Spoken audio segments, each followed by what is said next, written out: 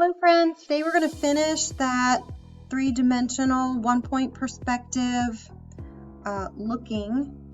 It's not really three-dimensional, it's actually two-dimensional, but the illusion of a 3D name. So looking at my finished one, there's things that I like about it, things that I don't like about it. What I'm going to do today is just a quick critique, just to walk you through doing a self-critique. I'm not going to spend a whole lot of time talking to you. I want you to spend most of your time finishing up your project.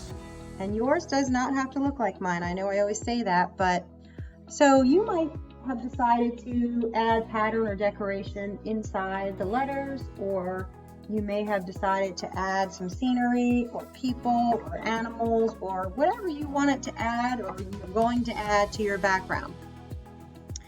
So for mine, to be honest with you, perspective is almost too precise and too much of a sort of a graphic kind of a thing. I like my art to be more swirly and flowy, and so I add a lot of swirly, flowy things around it. But again, using perspective is one of those basic skills in art that's really important.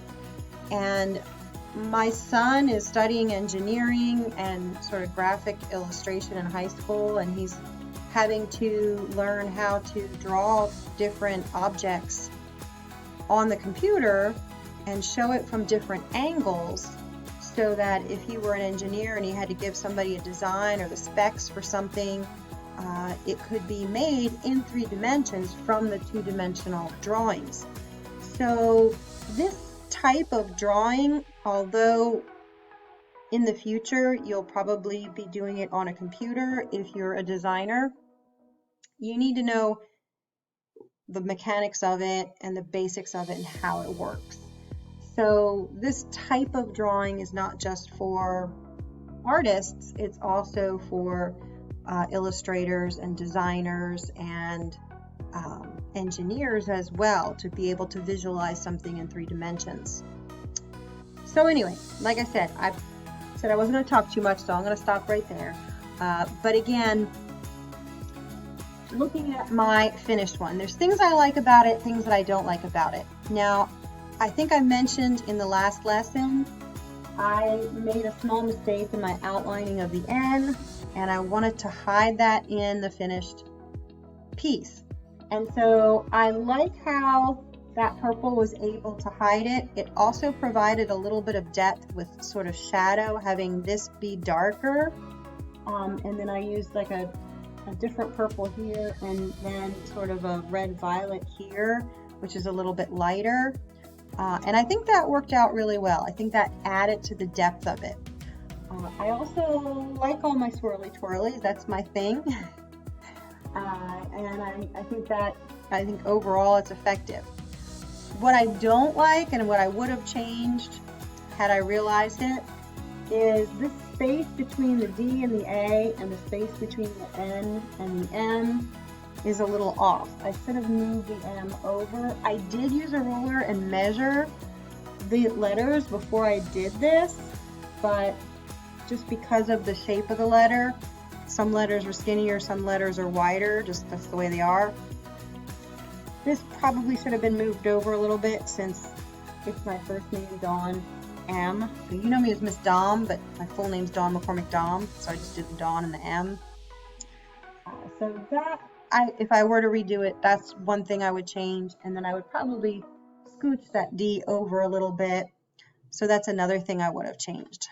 Something else that was sort of successful, and you can try, is I used the same color when I colored in the letters. Now, like I said, you can add pattern and do it different. You don't have to do this, but I did a little shading, and I made it like the light was hitting the top of the letter. So this top of the letter is a little bit lighter.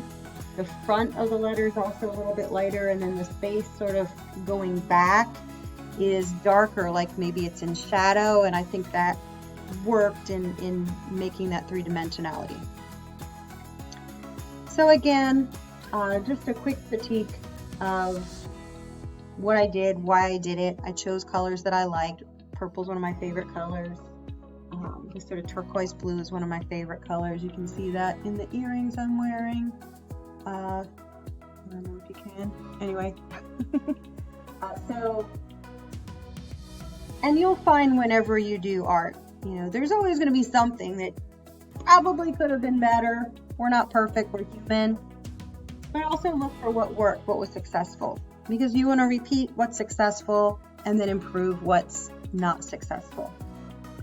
So again, I promise to make it quick today. I want you to work on yours.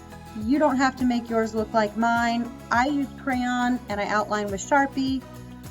You can paint, you can use colored pencil, whatever you have available to finish it up. So go ahead and finish your work and enjoy. See you next time.